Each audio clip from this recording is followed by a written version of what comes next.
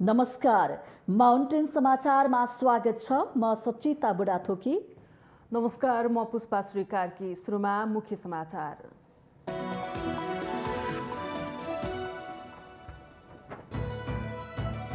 सर्वोच्च अदालतको विवाद उत्कर्षमा प्रधान न्यायाधीशको राजीनामाले मात्रै न्यायिक क्षेत्रको शुद्धिकरण नहुने भनाई। नेताका गोजीबाट न्यायाधीश नियुक्ति गर्ने परिपाटी अन्त्य हुनुपर्नेमा जोड। बागमती प्रदेशको मुख्यमन्त्रीमा नेकपा एकीकृत समाजवादीका नेता राजेन्द्र पाण्डेलाई 5 दलीय गठबन्धनको समर्थन। 59 सांसदको हस्ताक्षर प्रदेश प्रमुखलाई। अदालतको बारेमा धेरै बोल्न नमिल्ने प्रधानमन्त्री शेरबहादुर देउवाको टिप्पणी। गैर जिम्मेवार अभिव्यक्ति दिएको भन्दै एमाले अध्यक्ष केपी शर्मा ओलीप्रति आक्रोश। प्रधान न्यायाधीश चोलेन्द्र शमशेर जबराद्वारा आफ्नो एकल इजलास तोकेर मुद्दाको सुनवाई। फुलकोटबाट पूर्व न्यायाधीश पण्डितको निधनमा शोक प्रस्ताव पारित। मङ्सिरदेखि विद्युतको नयाँ महसुल दर लागू हुने। 20 युनिटसम्म खपत गर्दा सेवा शुल्क बापत 30 रुपियाँ मात्रै तिरे पुग्ने। विद्युतीय उपकरणको प्रयोगमा जोड। पाकिस्तानको पूर्वी सहर लाहोर नजिकै भएको विरोध प्रदर्शनमा 4 जनाको मृत्यु, 263 जना घाइते।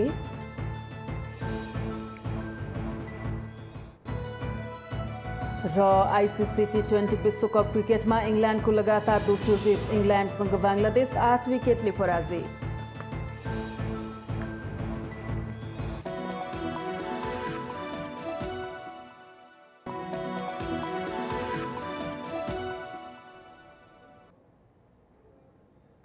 अब समाचार विस्तारमा।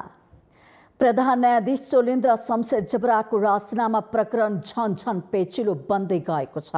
सर्वोच्च अदालतका अधिकांश न्यायाधीशहरूले अदालतको शुद्धिकरणको लागि जबराले राजीनामा दिनुपर्ने माग गर्दा स्वयं न्यायाधीशहरूप्रति पनि अनेक प्रश्न तेर्सिएका छन्। के प्रधान न्यायाधीशको कदमले मात्रै सिङ्गो न्यायालय यो अवस्थामा पुगेको हो त? होइन भने को सही को गलत भनेर गम्भीर ढङ्गले समीक्षा हुनुपर्ने माग बढेको छ। सर्वोच्च अदालतका 20 मध्ये 18 न्यायाधीशहरूले प्रधान न्यायाधीशको राजीनामा माग गरेका छन्। उनीहरूले प्रधान न्यायाधीशलाई राजीनामा दिन चर्को दबाब दिइरहेका छन्। तर सर्वोच्च अदालतमा जुन विकृति मौलायो भनेर प्रधान न्यायाधीशको राजीनामा मागिँदैछ, त्यसका लागि के प्रधान न्यायाधीश मात्र दोषी छन् त? प्रधान न्यायाधीशसँग काम गर्न सकिँदैन भनेर राजीनामा माग्ने न्यायाधीशहरूले आफ्नो नैतिकता ठिक भनेर आफै कसरी मापन गर्न सक्छन्? यो विषयमा गम्भीर ढङ्गले समीक्षा हुनुपर्ने माग उठिरहेको छ। उहाँले राजीनामा नगर्ने अदालत चाहिँ एउटा निर्वाध रूपमा चल्न नसक्ने र 19 जना न्यायाधीशहरू आन्दोलित हुने, बार एसोसिएसन आन्दोलित हुने, लयर आन्दोलित हुने भने त दिन दैनिकी चाहिँ खान नसक्ने, जीवन निर्वाह गर्न नसक्नेका मुद्दाहरू जो चाहिँ टोपी फाटेका चाहिँ जुत्ता फाटेका मान्छेहरू यहाँ आइरहेछ न्याय माग्नलाई। न्याय नै हराउँछन् त। प्रधान न्यायाधीश चोलेन्द्र शमशेर जबराको राजीनामा माग गर्दै कानून व्यवसायीहरूले पनि बुधबारदेखि सर्वोच्च अदालतमा बहस नगर्ने भएका छन्। कानून व्यवसायीहरूको छाता संस्था नेपाल बार एसोसिएसनले प्रधान न्यायाधीश जबरा कर्तव्य विमुख भएको निष्कर्ष निकाल्दै राजीनामा नआए आफ्ना इकाइ मार्फत देशभर आन्दोलन गर्ने चेतावनी दिएको छ। न्यायालयमा बिचौलियाहरूको बिगबिगी रहेको बारे बेला बेलामा चर्चा हुने गरेको छ। त्यसका लागि अधिवक्ताहरू पनि उत्तिकै जिम्मेवार छन्। तर राजीनामा प्रधान न्यायाधीशको मात्र किन? राजनीतिक दलहरू पनि आफ्नो स्वार्थको लागि आउँछन्। हेर्नुहोस्, अहिले चाहिँ के भनेदेखि यो राजनीतिक लेनदेन हो, प्रधान न्यायाधीशले गरेका हुन् भन्नेमा हामीहरू पुगेका छौँ। किन भन्दाखेरि मन्त्री नियुक्त नहुँदै गजेन्द्र हमालजी नियुक्ति हुँदै हुनुहुन्छ नि भनेर सर्वोच्च बारले सोद्धाखेरि उहाँको नाम नलिनुहोस्, उहाँ काङ्ग्रेसबाट हो भनेर चाहिँ नियुक्ति नहुँदै प्रेसले दिएको जानकारी अनुसार उहाँसँग छलफल गर्दा उहाँलाई कसरी थाहा भयो त? त्यो सिङ्गो न्यायपालिकामा व्यापक शुद्धिकरणको आवश्यकता भइसकेको छ। पछिल्लो समय श्रृङ्खलाबद्ध रूपमा जसरी न्यायालय विवादित बनेको छ, यसले न्यायिक क्षेत्रमा ठूलो क्षति पुग्ने निश्चित छ। न्यायालयभित्रको गुटबन्दी अहिले उदाङ्गो भएको छ। नेताका पकेटबाट न्यायाधीश बनेकाहरूले आफ्नो रूप देखाउन थालिसकेका छन्। भ्रष्टाचार र अनियमितता पनि न्यायालयभित्र जर्जर अवस्थामा रहेको सबैलाई थाहा छ। यस्तो अवस्थामा देशभरका 90 अदालतमा आन्दोलन गर्ने अधिवक्ताको निर्णयले न्यायिक क्षेत्र अकल्पनीय सङ्कटमा फस्ने देखिएको छ। सर्वोच्च अदालतभित्रै जुन खालको तमासा देखिएको छ, असमयमै जुन खालको गाई जात्रा देखिएको छ, यसले नेपालको न्यायिक क्षेत्र मात्र हल्लिएको छैन, हाम्रो समग्र लोकतन्त्र र शक्ति पृथकीकरणको सिद्धान्तमाथि नै चुनौती खडा गरेको छ। न्यायाधीशहरूले एकअर्काको पोल खोल्ने, एकअर्कालाई बहिष्कार गर्ने, एकअर्कालाई नसहने, एउटाले राजीनामा दिएन भने अर्कोले इजलासमा बस्दिन भन्ने जस्ता विकृतिहरू सम्भवतः संसारका कुनै पनि न्यायालयहरूमा देख्न पाइँदैन होला। हुन त न्याय प्रणालीबारे विवाद सृजना भएको यो पहिलो पटक होइन, तर अहिलेको विवाद अनौठो ढङ्गले उत्कर्षमा पुगेको छ। केहीले आशंका गरे जस्तो अदालतलाई बदनाम र अस्थिर बनाउन प्रायोजित तरिकाले षड्यन्त्र भएको त होइन भन्ने प्रश्न स्वाभाविक रूपमा उठेको छ, किनकि न्यायालयलाई नेतृत्व दिन नसकेको, न्यायिक क्षेत्रको नेतृत्वकर्ताका रूपमा जबराको विश्वसनीयतामा ह्रास आएको र त्यसले अदालतप्रतिको जनआस्थामा समेत गम्भीर प्रभाव पारेको भनेर विरोध गरिरहेका बहालवाला न्यायाधीशहरूले आफू पनि कुनै न कुनै पार्टीको भागबण्डाबाट आएको हेक्का राख्न जरुरी छ। जुन विषयको विवादमा प्रधान न्यायाधीशलाई घोक्र्याउने काम गरिँदैछ त्यो विषय राजनीतिक रूपले अस्वीकार गरिएको छ। यस्तो अवस्थामा कसको कुरा पत्याउने, को दण्ड सजायको भागीदार हो भन्ने विषयमा थप अन्योलता बढेको छ। हमालजी काङ्ग्रेसम्यान हो, हामीले बनाएको, बाहिरबाट पनि 6 महिना बनाउनु पाउने चाहिँ संविधानले लेखेको छ। त्यसबाट बनाउनै किन बनायो भन्ने हो भने त संविधान संशोधन गर्नु पर्यो नि त पहिला। न्यायाधीशहरू पनि विगतदेखि नै एकपछि अर्को विवादमा तानिँदै आएका छन्, जसका कारण न्यायपालिकाको प्रतिष्ठा र गरिमामा गम्भीर आँच आइसकेको छ। स्वतन्त्र न्यायपालिका प्रति आम जनताको विश्वास घट्नुमा न्यायाधीशहरू पनि उत्तिकै जिम्मेवार छन्। आफू संवैधानिक दायित्व पूरा गर्न नसक्ने अनि प्रधान न्यायाधीशसँग काम गर्न सकिँदैन भन्दै राजीनामा माग्ने न्यायाधीशहरू दोषी छन् कि छैनन् यस विषयमा गम्भीर ढङ्गले समीक्षा हुन जरुरी छ। अदालतमा देखिएको विकराल परिस्थितिको समाधानका लागि प्रधान न्यायाधीशको राजीनामा मात्र पर्याप्त हुन सक्दैन। न्यायाधीशहरूले पनि आफ्नो हिस्साको दोष स्वीकार गरी त्यसको भागीदार हुन जरुरी छ। माउन्टेन टेलिभिजन एसडी राजनीतिक ब्युरो। 5 दलीय गठबन्धनले बागमती प्रदेशको मुख्यमन्त्रीमा नेकपा एकीकृत समाजवादीका संसदीय दलका नेता राजेन्द्र पाण्डेलाई अघि सारेको छ।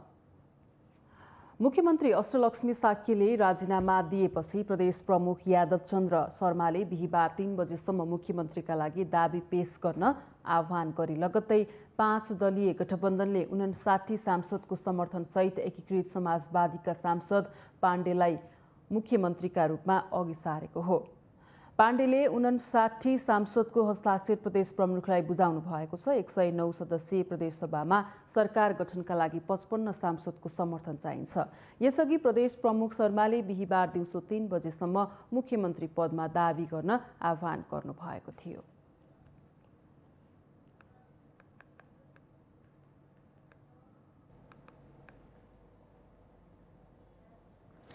निकै लामो रस्साकसीपछि अन्ततः बागमती प्रदेशकी मुख्यमन्त्री अष्टलक्ष्मी साक्यले राजीनामा दिनु भएको छ।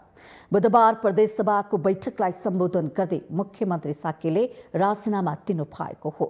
विश्वासको मत नपाउने निश्चित भएपछि उहाँले पद त्याग्नु भएको हो।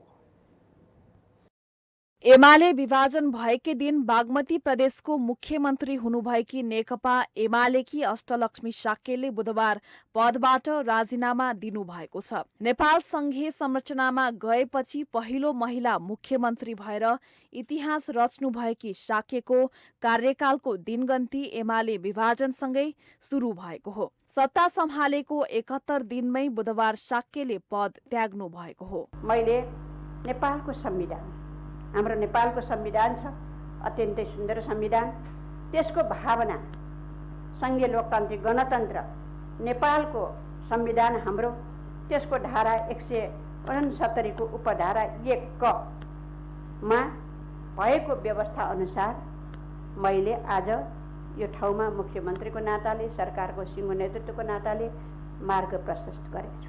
68 वर्षीय अष्टलक्ष्मी साक्य 2010 सालमा काठमाडौँको नेवार परिवारमा जन्मनु भएको हो। दशैंको अष्टमीकै दिन जन्मिएकाले नाम अष्टलक्ष्मी राखिएको हो। 2029 सालमा एसएलसी पास गरेर 2036 सालमा घर त्यागी राजनीतिमा लाग्नुभएकी शाक्य भूमिगत राजनीति गर्दै गर्दा 2045 सालमा इलाममा पक्राउ समेत पर्नुभयो। पछि अखिल नेपाल महिला संघको अध्यक्ष समेत हुनुभएकी शाक्य सक्रिय महिला नेत्री मध्येमा एक हुनुहुन्छ। यसअघि 2 पटक मन्त्री भइसकेकी शाक्य 2074 सालमा भएको प्रदेशसभामा काठमाडौँ निर्वाचन क्षेत्र 8खबाट निर्वाचित हुनुभएको हो। निर्वाचन लगत्तै मुख्यमन्त्रीमा शाक्यको दाबी त्यो बेला सफल भएन।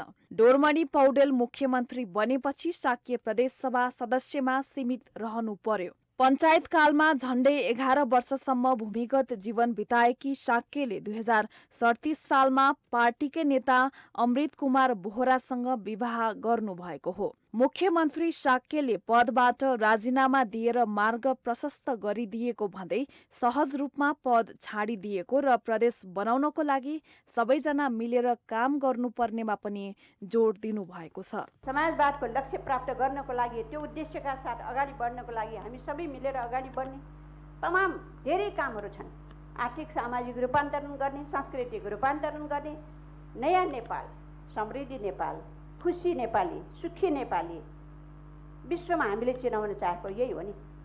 नेपाल यही हो। नेपालको सार्वभौमिकता, अखण्डता, नेपालको चाहिँ यहाँ गौरव, हामी सबैको गौरव हो नि त। नेपाली हुनुको नाताले नेपालको गौरव भनेको तपाईँ हाम्रो सबैको गौरव हो।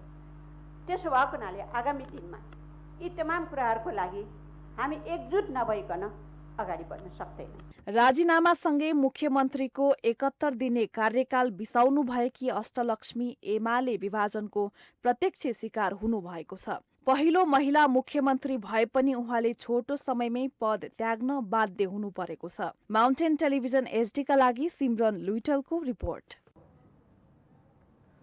प्रधानमन्त्री एवं नेपाली काङ्ग्रेसका सभापति शेरबहादुर देउवाले अदालतको बारेमा धेरै बोल्न नमिल्ने टिप्पणी गर्नुभएको छ। प्रधानमन्त्री देउवाले परमादेशको सवाल उठाएर सर्वोच्च अदालतका सबै न्यायाधीशहरूले राजीनामा दिनुपर्ने जस्ता गैर जिम्मेवार अभिव्यक्ति दिएको भन्दै एमाले अध्यक्ष केपी शर्मा ओलीप्रति आक्रोश समेत व्यक्त गर्नुभयो। नेपाल तरुण दलले बुधबार बुटवल स्थित आफ्नै सरकारी निवासमा आयोजना गरेको एक कार्यक्रममा बोल्दै उहाँले न्यायालयको सम्बन्धमा उठेका सवालहरूबारे सत्तारूढ गठबन्धनमा छलफल गरेर अघि बढ्ने पनि स्पष्ट पार्नुभयो। प्रधानमन्त्री देउवाले अदालतमा देखिएको समस्या समाधान गर्न काम अदालतकै भएको तर्क समेत गर्नुभयो। परमादेश जारी गरेर नेपालको संविधान बचाएको छ, प्रजातन्त्र बचाएको छ। त्यसकारण चाहिँ नि ओलीजीले जथाभावी बोल्ने काम छैन। उहाँले कुरा बुझ्नुपर्दछ। परमादेशले राष्ट्र बचाएको छ, प्रजातन्त्र बचाएको छ। त्यसकारण चाहिँ नि परमादेश ल्याउनु भने सबैलाई हटाउनु पर्छ भन्ने जस्तो गैर जिम्मेदारी कुरा गर्नु उचित हो जस्तो लाग्छ मलाई। अरू कुरा मलाई धेरै केही भन्नु छैन तपाईँहरूलाई। हाम्रो चाहिँ यो गठबन्धन छ हाम्रो 5 पार्टीको, त्यसमा हामी जो उठेका सवालहरू छन् न्यायालय सम्बन्धी हामी सब सल्लाह गरेर सफल गरेर हामी के कुरा गर्दैछौँ। प्रधानमन्त्री देउवाले परमादेशबाट संसदीय व्यवस्था, संविधान र सिङ्गो देशलाई बचाउने काम अदालतका न्यायाधीशहरूले गरेको दावी गर्दै त्यसको विरोध नगर्न पनि एमाले अध्यक्ष ओलीलाई समेत सचेत गराउनुभयो।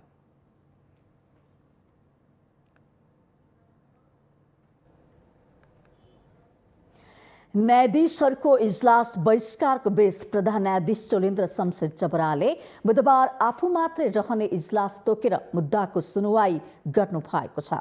प्रधान न्यायाधीश जबराले 2 मुद्दामा कारण देखाउ आदेश जारी गर्नु भएको हो भने एक मुद्दा तामेलीमा राख्नु भएको छ।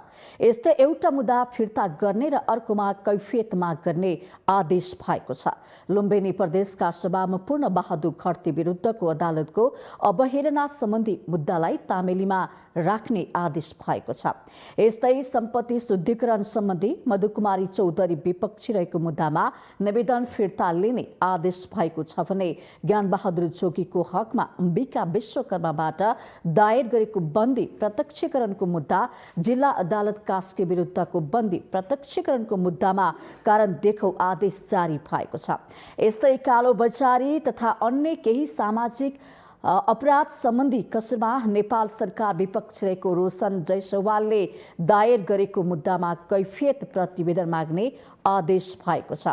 यसैगरी सर्वोच्च अदालतको फुलकोट बैठकले पूर्व न्यायाधीश शारदा प्रसाद पण्डितको निधन शोक प्रस्ताव पनि पारित गरेको छ। सर्वोच्चका पूर्व न्यायाधीश पण्डितको बुधबार बिहान निधन भएको थियो। प्रधान न्यायाधीश जबराको राजीनामा माग्दै उहाँले तोकेको इजलास बहिष्कार गरेका सर्वोच्चका न्यायाधीशहरू फुलकोट बैठकमा भने सहभागी थिए।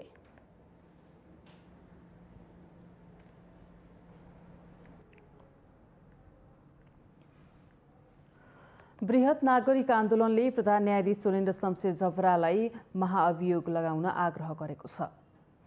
बृहत नागरिक आन्दोलनले बुधबार विज्ञप्ति जारी गरी प्रधान न्यायाधीश चोलेन्द्र शमशेर जबरालाई न्यायपालिकाको नेतृत्व गर्न असक्षम भएको भन्दै महाअभियोग लगाउन दलहरूको ध्यानकर्षण गराएको हो। नागरिक आन्दोलनले प्रधान न्यायाधीश जबराले संवैधानिक अङ्गहरूमा भागबण्डा गरेको घटनाले न्यायपालिकाको मर्यादा गिरेको भन्दै नागरिक आन्दोलनले न्यायाधीशको रूपमा सेवा प्रवेश गर्दा नै मिलेमतोको आरोप लागेको जबराको न्यायिक जीवन विवादास्पद रहँदै आउनु र त्यसको कतै जवाफदेहिता नदेखिनु अहिलेको अवस्थाको आधार भएको आरोप लगाएको छ। यसैगरी संसदीय सुनवाई समितिबाट अनुमोदनको मापदण्ड तय गर्ने तथा भागबण्डामा न्यायाधीश नियुक्तिको प्रथा बन्द गर्ने विषयमा प्रमुख दलहरूले आफ्नो दृष्टिकोण प्रष्ट पार्नुपर्ने पनि आन्दोलनले बताएको छ। न्यायपालिकामा अहिले देखा परेको सङ्कट समाधान गर्नतर्फ जिम्मेवार हुनुको साटो सत्ता र प्रतिपक्षका दलहरूबीच प्रतिशोध साध्ने प्रतिस्पर्धा देखिनु गैर राजनीतिक व्यवहार भएको पनि नागरिक आन्दोलनको टिप्पणी छ।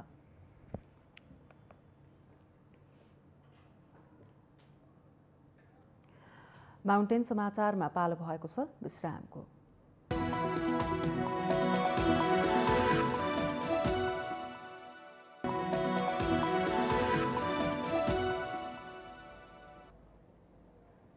विश्रामपछि स्वागत छ। अब बाँकी समाचार। समयमै 14औं महाधिवेशन गर्न नसकेको सत्ताको नेतृत्वकर्ता दल नेपाली काङ्ग्रेसले संवैधानिक व्यवस्था नै उल्लङ्घन गरेको पाइएको छ। काङ्ग्रेसले संविधानमा रहेको राजनैतिक दल सम्बन्धी व्यवस्थाको उल्लङ्घन गरेपछि पार्टीको वैधानिकतामाथि प्रश्न उठेको हो। 5 वर्षभित्र पदाधिकारीको निर्वाचन गर्नै पर्ने व्यवस्थालाई छलेको काङ्ग्रेसको वैधानिकता सङ्कटमा पर्दा समेत नेतृत्व भने बेखबर जस्तै देखिएको छ। 2072 साल फागुनमा 13औं महाधिवेशन गरेको नेपाली काङ्ग्रेसले 2077 साल फागुनसम्ममा 14औं महाधिवेशन गरिसक्नुपर्ने थियो। निर्वाचन 6 महिना सार्न सकिने व्यवस्था समेत उहिल्यै काटिसकेको छ। काङ्ग्रेसले वडा र नगर अधिवेशन गरेर कानुन छल्ने कोसिस गरिरहेको छ। महाधिवेशन अझै लम्ब्याउँदै जाने पक्षमा काङ्ग्रेसको संस्थापन इतर पक्ष भने तयार देखिएको छैन। वरिष्ठ नेता रामचन्द्र पौडेल, कृष्णप्रसाद सिटौला, उपसभापति विमलेन्द्र निधि लगायतका नेताहरूले भने तोकिएकै मितिमा महाधिवेशन गर्नुपर्ने भन्दै संस्थापन समूहलाई दबाब दिँदै आएका छन्। सर्ने त सर्ने हो, तर धेरै दिन होइन। मङ्सिरको 9 गतेदेखि पहिले हामीले तोकेका थियौँ। अब हिजोको जुन हाम्रो छलफल भयो, सभापतिजीले शेरबहादुर देवाजीले मङ्सिर मसानभित्रैमा गर्ने गरी कार्यतालिका बनाउन निर्वाचन समितिलाई निर्देशन दिनुभएको छ भनेपछि 1-2 सप्ताहलाई सर्ने भयो। संविधानको धारा 269 देखि 272 मा राजनीतिक दल र उनीहरूको अधिकार तथा कर्तव्यबारे उल्लेख छ। त्यसमा दलहरूले कार्यविधि पूरा गर्नुपर्ने व्यवस्था भए पनि वैधता भने अन्त्य हुन सक्ने प्रावधान भने छैन। राजनीतिक दल सम्बन्धी ऐनमा पनि संविधान वा सङ्घीय कानुन बमोजिम शर्त पूरा नगरेमा त्यस्तो दलको दर्ता कायम रहने छैन भन्ने त उल्लेख छ। तर कानुन उल्लङ्घन गरेमा निर्वाचन आयोगले 50,000 रुपियाँसम्म जरिवाना गरेर पार्टीको अस्तित्व यथावत राखिदिन सक्छ। त्यही प्रावधानमा टेकेर दलहरूलाई बल मिचाइ गर्न सजिलो भएको छ। काङ्ग्रेसले समयमै महाधिवेशन गर्न नसक्नुको मुख्य कारण नेतृत्वकै भूमिका कमजोर रहेको र बिस्तारै वैधानिकता गुमाउँदै गएको संविधानविदको तर्क छ। अब यसलाई त चाँडोभन्दा चाँडो सम्पन्न गर्नुपर्ने हो। अब त्यो हुन सकेको छैन भने आम जनता यो बारेमा प्रशिक्षित भइरहेका छन् कि नेपाली काङ्ग्रेसमा अहिलेको नेतृत्वले चाहिँ कुनै पनि काम कारबाहीलाई अगाडि बढाउने हैसियत समाप्त गरिसकेको छ।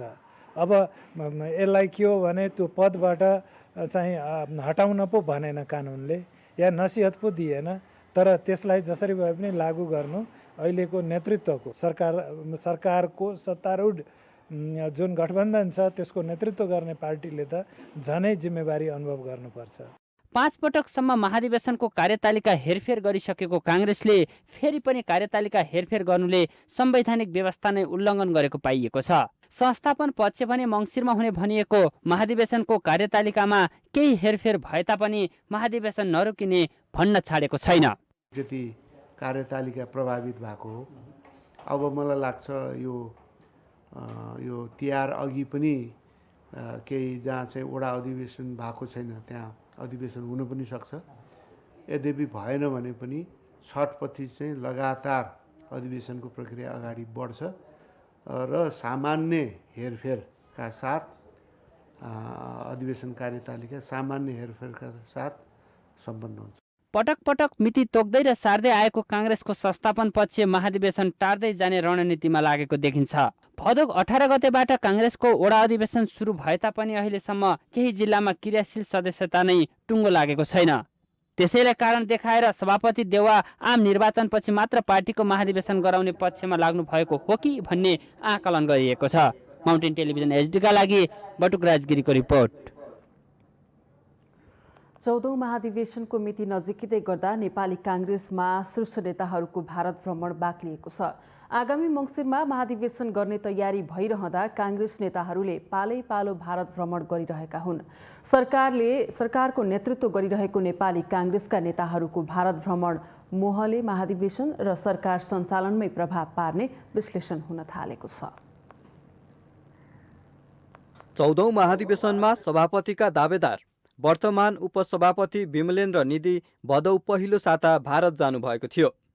त्यस लगतै सत्तारूढ भारतीय जनता पार्टी भाजपाको निमन्त्रणामा काङ्ग्रेस सहमहामन्त्री प्रकाश शरण महत नेतृत्वको टोली असोज तेस्रो साता भारत गयो। अन्तर्पार्टी सम्बन्ध सुधारका लागि भारत गएको भनिएको महत नेतृत्वको टोलीले भाजपा र सरकारका प्रतिनिधिसँग भेटवार्ता गरेको थियो।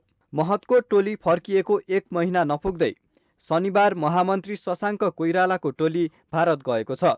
काङ्ग्रेसका नेताहरूको एकपछि अर्को भारत भ्रमणबारे राजनीतिक रूपमा चर्चा भइरहँदा यस प्रकारको भ्रमण सम्बन्ध विस्तारका लागि सकारात्मक रहने काङ्ग्रेस नेता दिव्यमणि राजभण्डारीको तर्क छ। जति भेट हुन्छ त्यो भेट भइसकेको कारणले हाम्रो सम्बन्ध बढ्छ, मिसअन्डरस्ट्यान्डिङहरू क्लियर हुँदै जान्छ र नयाँ तरिकाले चाहिँ अन्डरस्ट्यान्डिङ यो दुई पक्ष भेटघाट विशेष गरी नेपाली काङ्ग्रेस र भारतका बिजेपी दलका नेताहरूसँगको छलफलले गर्दाखेरि दुवै पक्षको मिसअन्डरस्ट्यान्डिङ क्लियर गर्दै अथवा चाहिँ नयाँ आम तरिकाबाट जनताको सेवाको निम्ति काम गर्न सक्ने अवस्था हुनसक्छ भन्ने मलाई विश्वास लाग्छ। भारतमा उपचाररत काङ्ग्रेस नेता प्रदीप गिरी तथा काङ्ग्रेस सांसद कर्मा घलेलाई भेट्न भन्दै शीर्ष नेताहरू भारत जाने क्रम बाक्लिए पनि महाधिवेशन संघारमा रहेकाले नेताहरूको भ्रमणलाई अर्थपूर्ण रूपमा हेरिएको छ।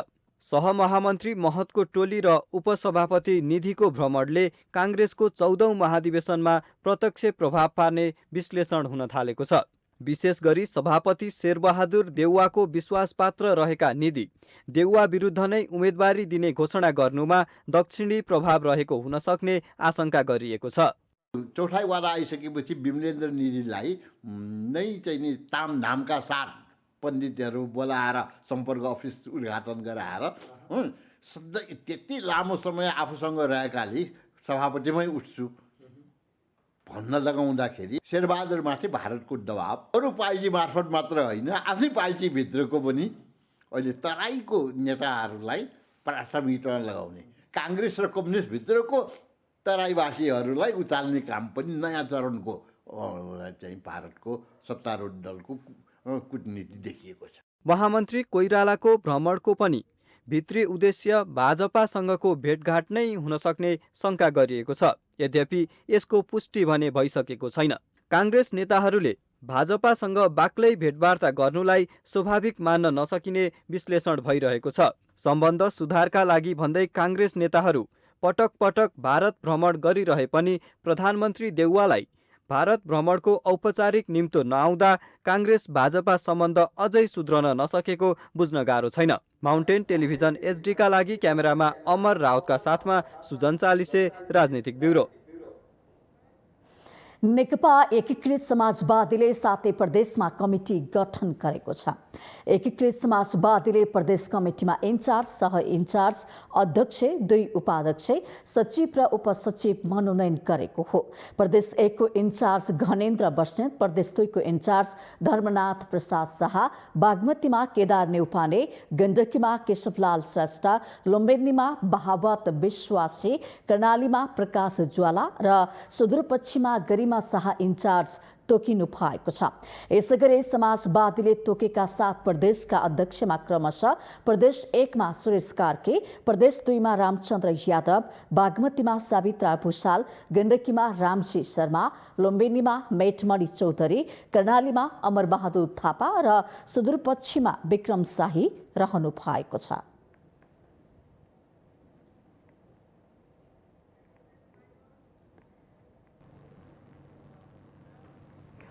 गृहमन्त्री बालकृष्ण खाँडले नियमावली संशोधन गरेर नेपाल प्रहरीभित्र केही सुधारका काम गर्न लागेको बताउनु भएको छ। बुधबार नेपाली काङ्ग्रेस तरुण दल विभागले आयोजना गरेको साफ च्याम्पियनसिप 2021 फुटबल टोलीका राष्ट्रिय खेलाडीहरूलाई सम्मान कार्यक्रमलाई सम्बोधन गर्दै गृहमन्त्री खाँडले सरकारले प्रहरी संगठनभित्र सुधारको काम गर्न लागेको बताउनुभयो। नियमावली संशोधन गरेर भए पनि प्रहरी जवानहरूको आत्मबल बढाएर काम गर्न सक्ने वातावरण बनाउन लागेको उहाँले बताउनुभयो। प्रहरी संगठनको तल्लो तहबाट परिवर्तन ल्याउन सरकार लागेको उहाँले उल्लेख गर्नुभयो। प्रहरीभित्र बढुवा गर्नका लागि थप पद सृजना गर्न लागेको उहाँले जानकारी दिनुभयो। नेपाल प्रहरीको हाम्रो फुटबल टिममा आर्मीको भाइ मेजर साहब पनि हुनुहुनेछ। नेपाल प्रहरीमा के छ भने एकचोटि परिसरको प्रवेश भयो भने ऊ भर्ना भएपछि रिटायर हुँदासम्म परिसरै हुन्छ। त्यहाँदेखि अहिले मैले कोसिस गरिरहेको छु नियमावली संशोधन गर्ने र त्यो संशोधन गरेपछि परिसरको पनि 5 दल, त्यो परिसरको पनि तलब बढ्ने, त्यसको सुविधा बढ्ने, कम्तीमा रिटायर हुँदाखेरि त्यसको पनि असै र सही जति तलब र पेन्सन हुन सकोस् त्यो प्रयत्न मैले गरेको। गृहमन्त्री खाँडले नेपाली काङ्ग्रेसले सधैँभरि खेलाडीहरूलाई सम्मान गर्ने उल्लेख गर्दै अब हुने 3 तहको निर्वाचनमा सर्वोत्कृष्ट खेलाडीहरूलाई काङ्ग्रेसले उम्मेद्वार बनाउने प्रयत्न गर्ने पनि बताउनुभयो। आउने दिनमा शङ्करजीले मेरो प्रयत्न के रहन्छ भने स्थानीय निर्वाचनमा, प्रदेश निर्वाचनमा र प्रत्येक सभाको निर्वाचनमा पनि खेलाडीहरूमध्ये सर्वोच्च खेलाडीलाई हामीले उम्मेदवार बनाउन सकियोस् भन्ने पनि हाम्रो प्रयत्न। उहाँले आगामी वर्षको प्रतियोगितामा विजयी भएर आएका फुटबल टिमका सदस्य र व्यवस्थापकलाई राष्ट्रिय तकमाबाट सम्मान गर्ने पनि बताउनुभयो।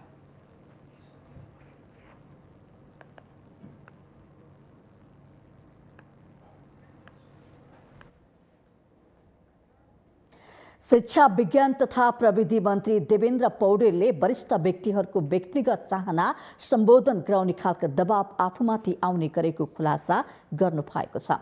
मन्त्री पौडेलले माथिल्लो तहबाट बेला बेलामा बोलाएर ठुल्ठुला व्यक्तिहरूको व्यक्तिगत चाहना सम्बोधन गराउने गरी दबाव आउने गरेको खुलासा गर्नुभएको हो। सत्तारूढ दलका विद्यार्थी संगठनका नेताहरूसँग बुधबार सिंहदरबार स्थित आफ्नै कार्यकक्षमा भएको सामूहिक भेटमा उहाँले आफू पदमा रहँदासम्म त्यस्ता दबावलाई प्राथमिकता नदिने प्रतिबद्धता समेत व्यक्त गर्नुभयो। मन्त्री पौडेलले आफ्नो पहल कदमी सार्वजनिक शिक्षाको सुधारमा केन्द्रित हुने योजना पनि दाबी गर्नुभयो। म यहाँ रहँदासम्म चाहिँ सुधार गर्ने, अगाडि बढाउने। अब निजी हाम्रो अहिलेको सरकारले नै भनेको हुँदाखेरि चाहिँ 3PP को चाहिँ पोलिसी पनि ल्याएको हुँदाखेरि अब निजी सेक्टरहरूलाई पनि नियमन गर्ने र सँगै लिएर जाने, उसलाई नीति दिने, नियमन गर्ने, सार्वजनिकलाई सुधार गर्ने, जोड दिने, पहल कदमी लिने नै हाम्रो चाहिँ लक्ष्य हुनेछ। उहाँले राष्ट्रपति शैक्षिक कार्यक्रम र पढ्दै पढाउँदै कार्यक्रम तत्काल अघि बढाउने गरी तयारी भइरहेको र त्यसको आवश्यक सुझाव दिन विद्यार्थी संगठनका नेताहरूलाई आग्रह गरिएको पनि बताउनु भएको थियो। छलफलमा सत्तारूढ दलमा आबद्ध नेपाल विद्यार्थी संघका सभापति राजीव ढुङ्गानाले निजी क्षेत्रले जथाभावी विद्यार्थीबाट शुल्क असुली गरेको उल्लेख गर्दै तत्काल नियन्त्रण गर्न मन्त्री पौडेलको ध्यानाकर्षण गराउनु भएको थियो भने अनेरा सुविका क्रान्तिकारीकी अध्यक्ष पञ्चाज सिंहले सार्वजनिक क्षेत्रको शैक्षिक सुधार कार्यक्रमलाई परिणाममुखी बनाउनु पर्नेमा जोड दिन आग्रह गर्नुभयो। र यो कोभिडको बेला यो प्रतिकूल अवस्थामा शिक्षालाई अझ कसरी सहज बनाउने भन्ने कुरामा पनि मन्त्रीज्यूको कार्यकालमा एउटा राम्रो ठोस कार्ययोजना आओस् भनेर हामीले अपेक्षा गरेका छौँ। त्यसरी अपेक्षा गरेका छैनौँ। सुरुवात चाहिँ परिणाममुखी थोरै गर्ने र परिणाम दिने गरेर गर्ने दिशातिर मन्त्रीज्यूको ध्यानाकर्षण हुनेछ। मन्त्री पौडेलसँगको भेटमा अनेरा सोभिका अध्यक्ष सुदेश पराजुले समाजवादी विद्यार्थी युनियनका अध्यक्ष रूपनारायण श्रेष्ठ, अखिल छैटोका सूर्य पौडेल लगायतका नेताहरू सहभागी हुनुहुन्थ्यो।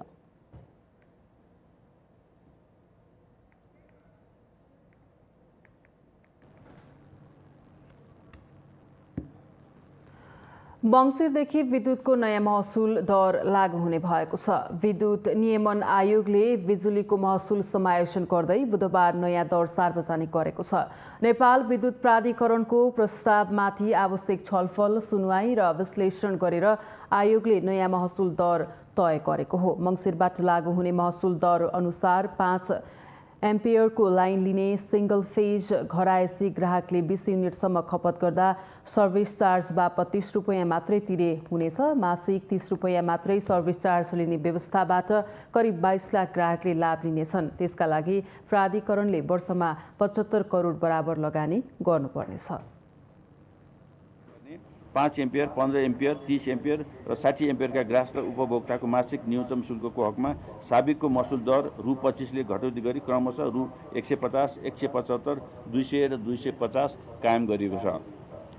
अति विपन्न नागरिकलाई लक्षित गरी 5 एम्पियरबाट मासिक 20 युनिटसम्म खपत गर्ने ग्राहस्थ वर्गका उपभोक्ताको हकमा इनर्जी शुल्क नलाग्ने र न्यूनतम शुल्क 30 मात्र लाग्ने गरी निर्णय गरिएको छ। आयोगले इन्डक्सन चुलो र विद्युतीय उपकरणको प्रयोग बढी हुने युनिट अनुसारको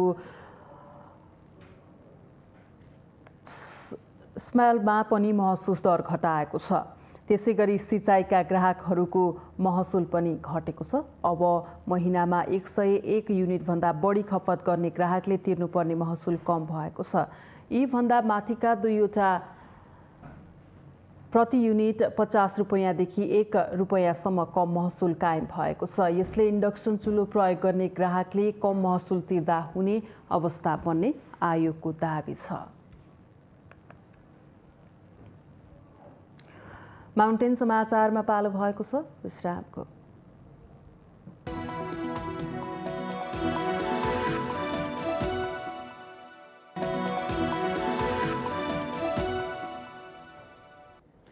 विश्रामपछि स्वागत छ। अब बाँकी समाचार। प्रदेश नम्बर 2 सरकारले सञ्चालन गरेको मुख्यमन्त्री स्वच्छता अभियानमा स्थानीय तहसँग समन्वय नगरी योजनाको छनौट र कार्यान्वयन गर्ने गरिएको कारणले अनियमितता हुने गरेको छ। स्थानीय तहको समन्वयन बिना योजना छनौट गर्ने र आफू खुसी कार्यकर्ताहरूलाई योजना बाँड्ने गरेको कारणले अनियमितता हुने गरेको जनप्रतिनिधिहरूको आरोप रहेको छ। प्रदेश नम्बर 2 सरकारले स्वच्छता अभियान अन्तर्गत आर्थिक वर्ष 2077-78 गर्ने भनिएको धनुषाको नगराइन नगरपालिका 5 गाङ्गुले स्थित माधव ठाकुर बाबा मन्दिरको जीर्णोद्धार गरिएको छ। तर यसमा रकम अनुसार काम नभएको स्थानीयवासीहरूको गुनासो छ। माधव ठाकुर बाबा हजाम जातिका कुल देवता मानिन्छन्। मन्दिरका पुजारी उपेन्द्र ठाकुरका अनुसार वर्षौंदेखि रहेको यो मन्दिरमा 2076 सालमा ठाकुर जातका व्यक्तिले नै कुल देवताको मन्दिर जीर्णोद्धार गरेको थियो। त्यसैमा पछि प्रदेश सरकारले मुख्यमन्त्री स्वच्छता अभियान अन्तर्गत योजना दिएको थियो। मुख्यमन्त्री स्वच्छता अभियान कार्यक्रमले पनि गएको वर्ष त्यही मन्दिरको जीर्णोद्धार गर्ने, टायल र पेन्ट गर्ने, वरिपरि पर्खाल लगाउने, धर्मशाला भनेर 2 कोठे टहरो बनाउने अनि झण्डै 500 मिटर टाढा रहेको राधो मरद मन्दिरदेखि उक्त मन्दिरसम्म जाने बाटो निर्माण गर्ने योजना बनायो। माधव ठाकुर बाबा उपभोक्ता समितिका अध्यक्ष राधेश्याम झाले यो योजनाको कुल लागत 82 लाख भएको बताए। मुख्यमन्त्री स्वच्छता अभियानले उक्त मन्दिरको जीर्णोद्धार गरी रकम भुक्तानी समेत गरिसकेको छ, तर स्थानीयवासीहरूले त्यति रकम खर्च नभएको बताएका छन्। स्थानीयवासीलाई जानकारी नै नदिई सो काम गराइएको स्थानीयवासीको भनाइ छ। छैन, वडा कार्यालयलाई होला थाहा, यता छैन, जनतामा छैन।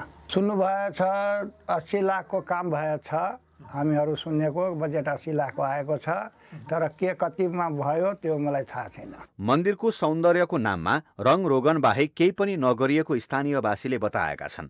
यता नगरायन नगरपालिका वडा नम्बर 5 का वडा अध्यक्ष विष्णुदेव झाले सो ठाउँमा प्रदेश सरकारबाट काम गराइएको र योजना अनुसार काम सम्पन्न नभएको बताए। मैले केही सुझाव पनि दिएँ, त्यो सुझावहरूलाई कुनै कार्यान्वयन पनि भएन र यी रङरोगन मात्रै गरेर उहाँहरू चाहिँ यहाँबाट निस्किनुभयो। हामीलाई कुनै किसिमको चाहिँ जानकारी पनि दिनु भएन। यति मात्रै हो र एउटा कुरा के देखेँ भनेदेखि त्यो 30-35 बोरा सिमेन्ट काम नगरिकन उहाँले छाडेर जानुभयो। त्यो सिमेन्ट पनि कसकस लग्यो, तर त्यसको उत्तरदायित्व उहाँले लिनु भएन। झाले प्रदेश सरकारले गर्ने कुनै पनि काममा आफूहरूसँग समन्वय नगरिएको बताए। उनले माधव ठाकुरमा भएको काम गुणस्तरहीन भएको दावी पनि गरे। गएको असार 30 गते माधव ठाकुर बाबा उपभोक्ता समिति मार्फत 58,81,621 रुपियाँ भुक्तानी दिएको मुख्यमन्त्री कार्यालयले जनाएको छ। जिल्ला प्रशासन कार्यालय काठमाडौँले जनस्वास्थ्यमा प्रतिकूल हुने खालका कुनै पनि खाद्य वस्तुको बिक्री नगर्न व्यापारीहरूलाई कडा निर्देशन दिएको छ। बुधबार नक्साल स्थित भाटभटिनी सुपरमार्केटको खाद्य स्टोर अनुगमन गर्न गएको काठमाडौँका सहायक प्रमुख जिल्ला अधिकारी अनुप केसी नेतृत्वको अनुगमन टोलीले वाणिज्य विभाग र खाद्य प्रविधि तथा गुण नियन्त्रण विभागले तोकेको मापदण्ड अनुसार मात्रै खाद्य वस्तु बिक्री गर्न व्यापारीहरूलाई सचेत गराउनु भएको हो। जनस्वास्थ्यलाई ख्याल गरेर खाद्य वस्तु बिक्री गर्न व्यापारीहरूलाई सचेत गराइएको सहायक प्रमुख जिल्ला अधिकारी केसीले जानकारी दिनुभयो। कार्यालयले चाडपर्वको अवसर पारेर खाद्य वस्तुको संवेदनशीलतालाई मध्यनजर गर्दै बजार अनुगमनको कामलाई तीव्रता दिएको स्पष्ट पारेको छ। अनुगमनमा खाद्य प्रविधि तथा गुण नियन्त्रण र वाणिज्य विभागका प्रतिनिधिहरू पनि सहभागी थिए।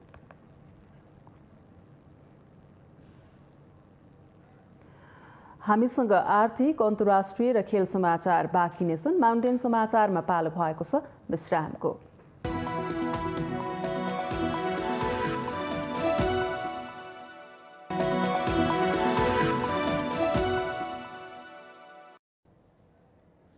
विश्रामपछि स्वागत छ। अब पालो आर्थिक समाचारको।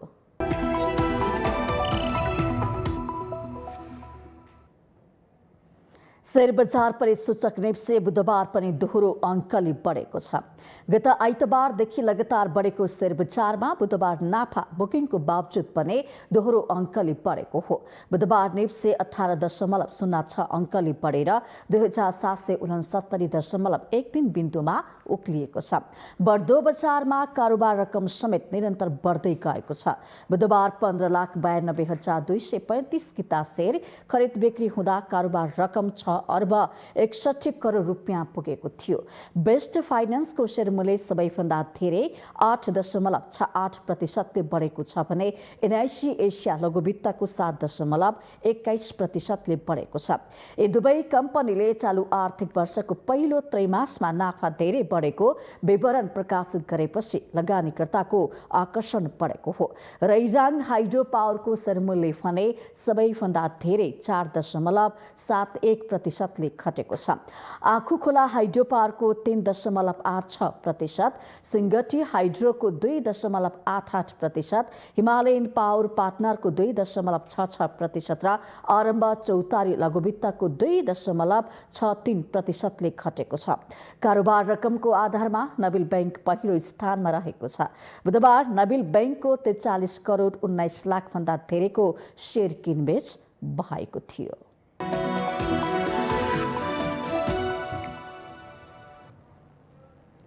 विश्रामपछि स्वागत छ। अब जाँदा जाँदै मुख्य समाचार।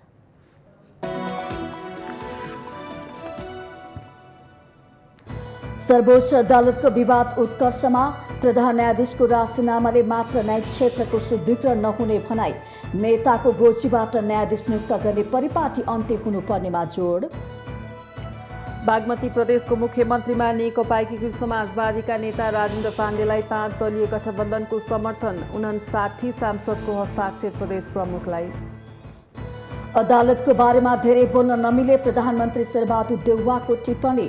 गैर जिम्मेवार अभिव्यक्ति दिएको भन्दै एमाले अध्यक्ष केपी शर्मा ओलीप्रति आक्रोश। प्रधान न्यायाधीश सुरेन्द्र शमशेर जबराद्वारा आफ्नो एकल इजलास तोकेर मुद्दाको सुनवाई। फुलकोटबाट पूर्व न्यायाधीश पण्डितको निधनमा शोक प्रस्ताव पारित। मङ्सिरदेखि विद्युतको नयाँ महसुल दर लागू हुने। 20 युनिटसम्म खपत गर्दा सेवा शुल्क बापत 30 रुपियाँ मात्र तिरे पुग्ने। विद्युतीय उपकरणको प्रयोगमा जोड। पाकिस्तानको पूर्वी सहर लाहोर नजिकै भएको विरोध प्रदर्शनमा 4 जनाको मृत्यु, 263 जना घाइते।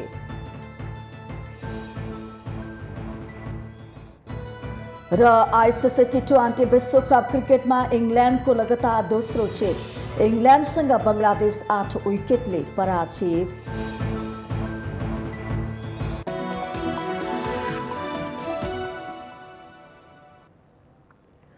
माउन्टेन समाचार अहिलेलाई सकियो। सत्य, तथ्य र निष्पक्ष समाचारका लागि हेर्दै गर्नुहोला माउन्टेन टेलिभिजन HD।